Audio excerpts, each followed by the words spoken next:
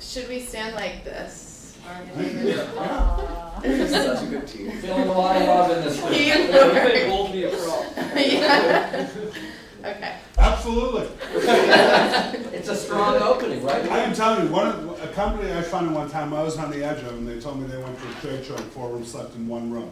I'm like, well, who slept where? It's like, well, we drew the straw for who got the dad and all this. I'm like, I love that. We did the same thing. I wouldn't do that. I wouldn't do that for all the tea in China. We had a slumber party. What's that? We had a slumber Last party night we were practicing in the library. What's the name of that? Homemade breakfast. Me, obviously. All right.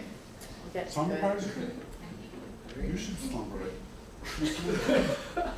So good morning, everyone. We're here to speak to you a little bit about what we think the best plan for Fusion will be and what we foresee their projections to be in the future. My name is Dan Weidel, and along with Nicole, John, Dan, and Erica, we would like to answer any of your questions and clarify our strategy moving forward. So Fusion Innovation provides an affordable electronic learning aid for the consumers who want to reach a higher level of education. We're focusing on the K-12 market, specifically in low-income areas and with schools with special ed and ESL programs. We're seeking to enhance consumer knowledge and increase the standardized and in-class test scores for these schools. We're going to be focusing on using this as a supplemental education program in addition to the textbooks supplied in class. We're seeking a $6,000 seed round, financials, and $4 to $6 million follow round. Our team is full of serial entrepreneurs as well as professionals in the education and business fields. Our problem is threefold, and the problem in the education market is threefold, and our device is seeking to solve these problems. So students today are being asked to memorize mass amounts of information, and new government standards are holding them to a much higher standard than they were before. Teachers are also feeling the pressure to increase their students' test scores. Students need to organize a large amount of information and are struggling to do so. The teachers that we interviewed and through the survey said that they need a way to help students organize, and our device is going to do that. Students also have limited access to affordable technologies. This device will be low cost, but it will give students the tools to supplement their learning that they're getting in class and through textbooks. So with eFuse, our solution really comprises a lot of aspects of other solutions that are currently out there. There's certainly competition in the market, but as Nicole pointed out, we were definitely going to differentiate ourselves through our pricing strategy and through the simplicity of our products. So eFuse will focus on having durability, like the One laptop, ease of use, and portability, like the Study Buddy made by Brainchild, but low cost and more simplicity in its programming. So it's easy for teachers to understand, easy for students to understand, and easy for everyone to access given the cost. Okay, so for our competitive advantage, there are a number of software applications already out there that we feel like should deter, or we feel like the hardware aspect of eFuse overcomes. So, for instance, Quizlet is an app that's offered for just $5. You can create your own flashcards, and it can be accessed online as well as on your phone. However, it definitely does not have the component of data collection and analysis that we believe really adds value to the teacher's experience. So, for instance, with eFuse, if we're doing the flashcard portion of the product, you would be able to track your students' progress in the classroom so that, for instance, if you are all doing a set of flashcards right now, the teacher could then see through the web interface how the students were doing, whether or not they were getting stuck on certain cards, or if they did it in like quiz mode, whether or not they were having issues with any one particular subject or any one particular group of topics. So, being more complex, we feel like more of our direct competition is the Brainchild Study Buddy as well as the Leapfrog LeapPad. However, the costs for these items are a lot higher, and that's due to some things like enhanced graphics and some of the audio aspects and components of it. they not only have a high initial cost, the Study Buddy is $199, and the LeapPad is about $149, but they also have costs after the fact. So instead of being able to have all your topics downloaded onto the eFuse, you would have to actually go out and purchase additional cartridges or additional games for the other two products there.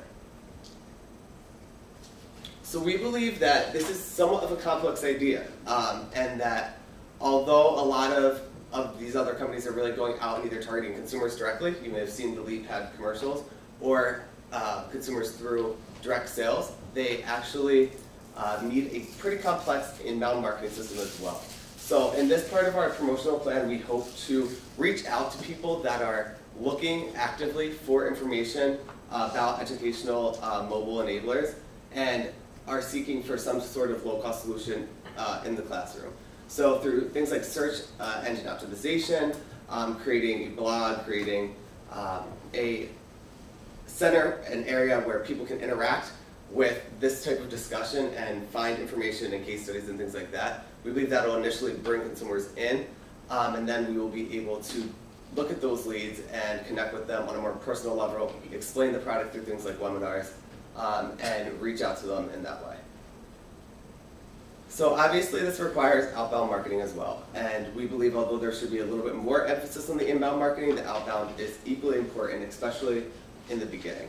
Now we're not saying, and I know it may seem like we're saying just do everything, but we feel like after initially developing the inbound marketing platform and using either a company like HubSpot or an internal person that we hire, we believe that this outbound marketing combined with that will be most effective and won't be as costly as it will initially.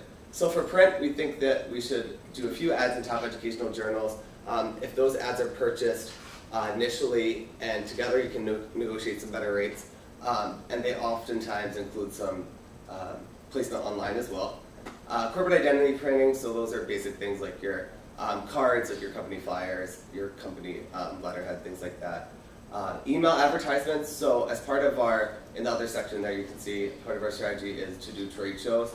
We were thinking you could do about 3 of those a year rather.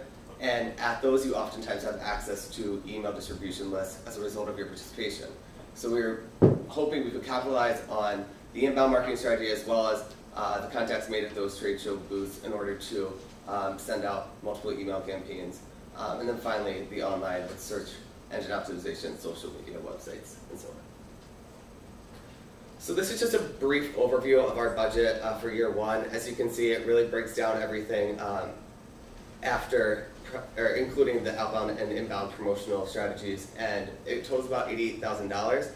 That won't go up by any means after year 1 unless you choose to partake in some more outbound strategies, but it definitely has the opportunity to provide a realistic view of what that might look like over a consistent basis.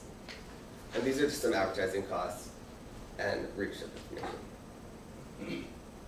So for our business model, we plan on outsourcing the manufacturing and development of the product to a foreign country, possibly China, then importing it back to the US. The software, however, would be developed in America. We plan on selling directly to schools as our primary target for the first few years, and we'd sell to them for between $40 and $50. After year 2, potentially, we'd look at retail stores such as Staples to carry the product.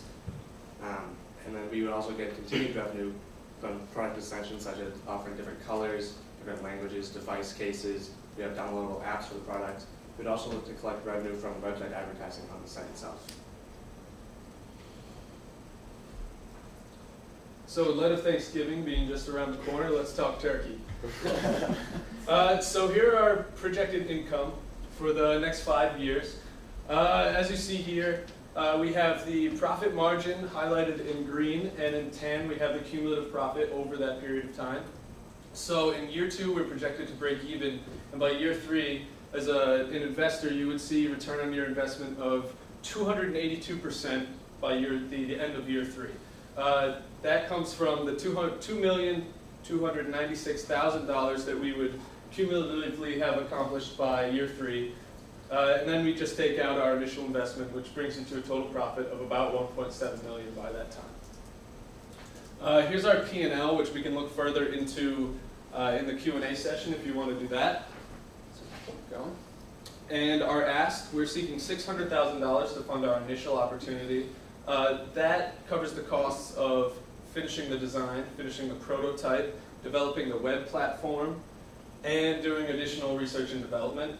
And then we'd also like to follow that with an A round of $4 to $6 million. And if you have any questions at this time, we'd love to answer them. We also have another section of our presentation that we'd like to talk to Jody about. If you want to do questions on the pitch deck, we can do that, or we can, all right, keep going.